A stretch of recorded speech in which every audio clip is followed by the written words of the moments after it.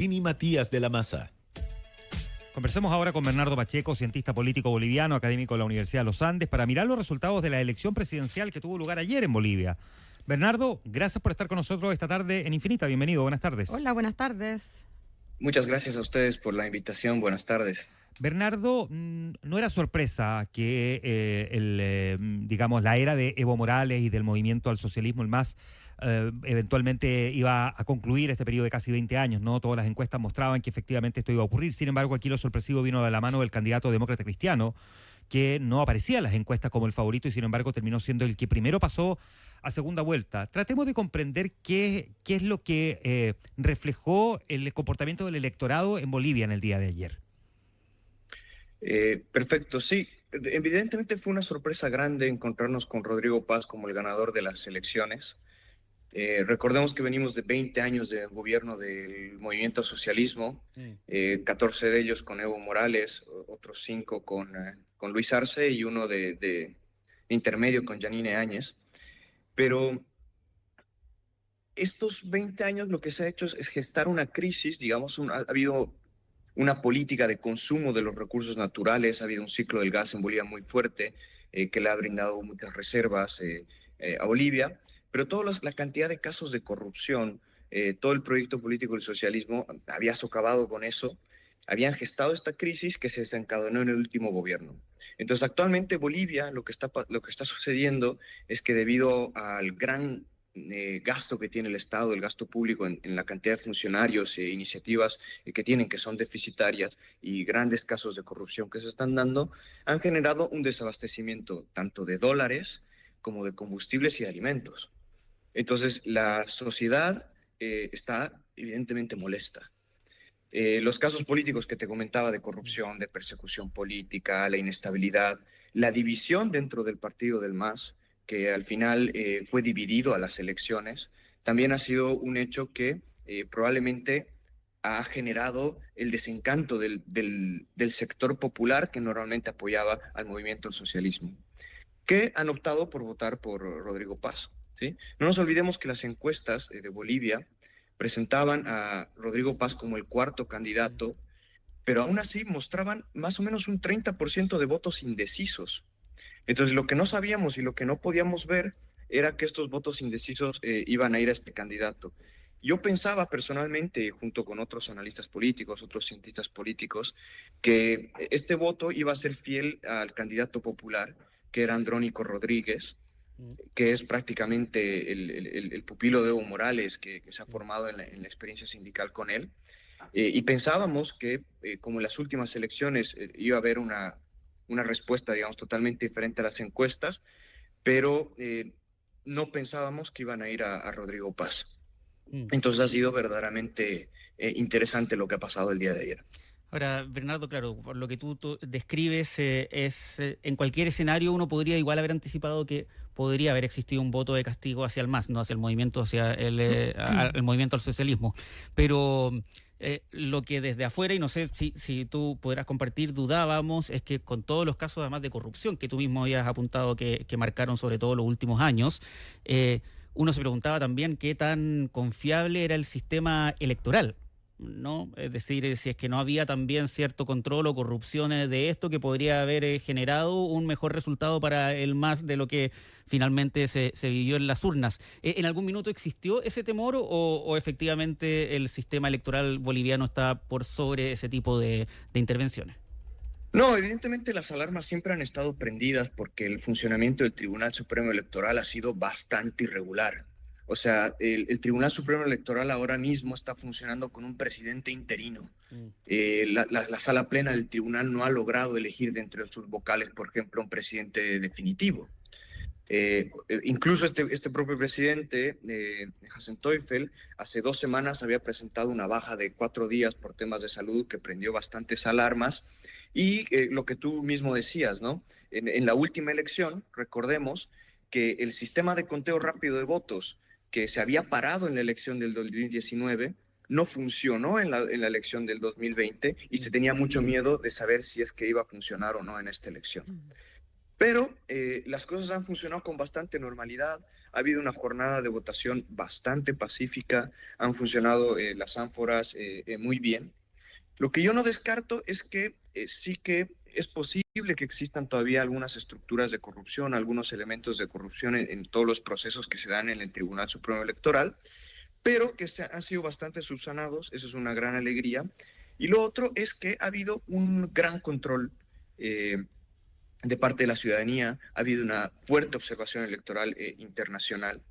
Y el último tema que yo diría es que los candidatos del movimiento al socialismo el candidato del movimiento al socialismo tenía como 1.5%, 2% en las intenciones de voto, y Andrónico Rodríguez, que era de la Alianza Popular, tenía 7%. Entonces, hacer un fraude con candidatos tan débiles, claro, que te cambie verdaderamente o tan radicalmente una elección hubiera sido un riesgo enorme. Entonces, yo pienso que esa opción también ha estado presente ahí.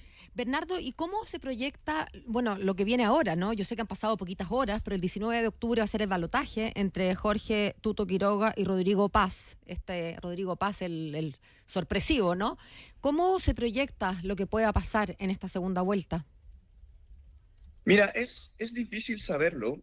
Uno de los primeros elementos que tenemos que tomar en cuenta es el perfil de los candidatos. Jorge Quiroga es un candidato de derechas, de una derecha liberal, que tiene una postura muy clara respecto a qué se tiene que hacer, qué se debe hacer con la economía, achicar el Estado, una receta liberal clásica.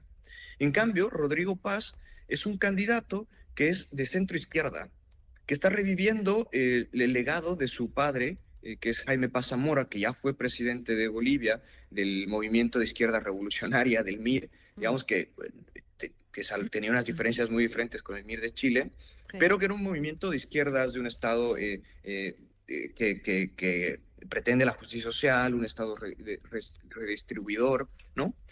Entonces, claro, pero una izquierda muy distinta, de una izquierda muy distinta a la izquierda que nos veníamos acostumbrando en Bolivia, eso sí. Muy distinta. Una izquierda más socialdemócrata. De hecho, no es socialismo, o sea, él no es socialista. Él tiene muy claro, por ejemplo, que lo que se tiene que hacer con la reducción del Estado, muy claro qué se tiene que hacer con las perspectivas respecto a los movimientos sociales, ¿sí? Ese es un elemento, pero lo que hay que decir también es que pronto Rodrigo Paz ha levantado muchas sospechas del electorado boliviano, ¿no?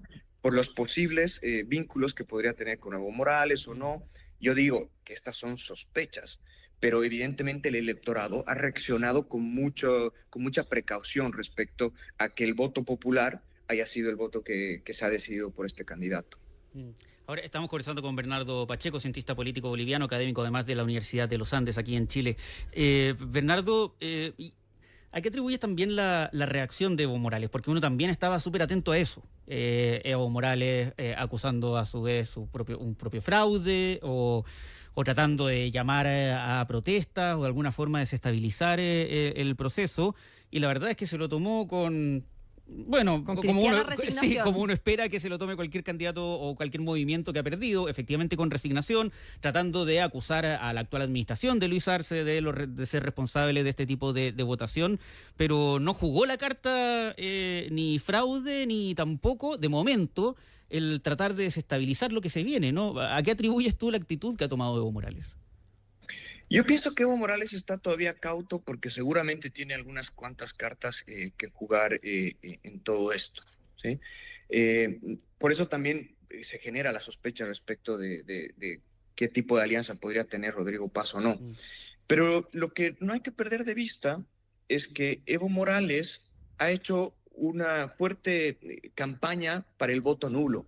Y lo que sí ha dicho es que el 19% que ha conseguido el voto nulo es lo que él ha obrado, y él se va a agarrar de ese 19% para generar una narrativa muy concreta dentro de la política boliviana, y es que el gobierno boliviano no está compuesto por lo que él denomina el pueblo o por los sectores menos desfavorecidos. Él lo ha dicho ya en su discurso. Entonces esta va a ser la narrativa que le va a permitir sostener, creo yo, la típica estrategia que tú decías, movilizar a la gente a las calles, pedir demandas muy elevadas al gobierno, lograr ciertas ciertas ventajas políticas utilizando la fuerza a través de la movilización. Entonces, yo no descartaría que Evo Morales con tanta facilidad vaya a apartarse del proceso político. Yo pienso que va a ser un personaje presente y pienso que es una de las primeras cartas que tiene que jugar el nuevo gobierno es qué va a hacer con lo que está sucediendo en el Chapare. Es un sector que no tiene presencia del Estado. Evo Morales tiene un mandamiento de aprehensión, tiene que ser enjuiciado por los casos de pedofilia en primer lugar que se le han atribuido y también de corrupción. Entonces, no creo que sea de inicio, digamos, una respuesta parece racional, pero yo creo que a futuro habrá que ver cómo se juega, porque además lo que no hay que olvidar es que la Asamblea ya no tiene ningún representante del socialismo boliviano. Sí, pues. ¿Sí? Entonces, eso quiere decir que los circuitos políticos están de alguna forma cooptados por el centro, centro-izquierda, centro-derecha, pero las cartas de la izquierda del socialismo se van a jugar netamente a través de los sindicatos, de los movimientos sociales y en las movilizaciones en las calles, con seguridad. Déjame volver, Bernardo, a las soluciones económicas, porque al final, como bien planteas tú al comienzo, aquí lo que hemos tenido es un país que ha entrado en una vorágine o un declive en términos de crecimiento económico. Este es un país que hace 15 años mostraba una estabilidad económica que era bastante envidiable, incluso por países como el nuestro, que miraba cómo Bolivia venía avanzando y venía mostrando tasas de crecimiento que se movían en torno al 4 o 5%. Y sin embargo, lo que hemos visto ahora es que los niveles de exportación de gas cada vez han disminuido más, lo que a la vez implica la falta de dólares. Están gastando mucho al mismo tiempo en tener que comprar fuera combustible, hidrocarburos, para poder sortear, digamos, el déficit que tienen en materia de benzina, petróleo, en fin. Por lo tanto, se están quedando, como dices tú, entre otras cosas, sin dólares. ¿Qué es lo que debería hacer el próximo presidente para lograr revertir una situación compleja de un país que parecía venir bien encaminado hasta hace una década o un poquito más?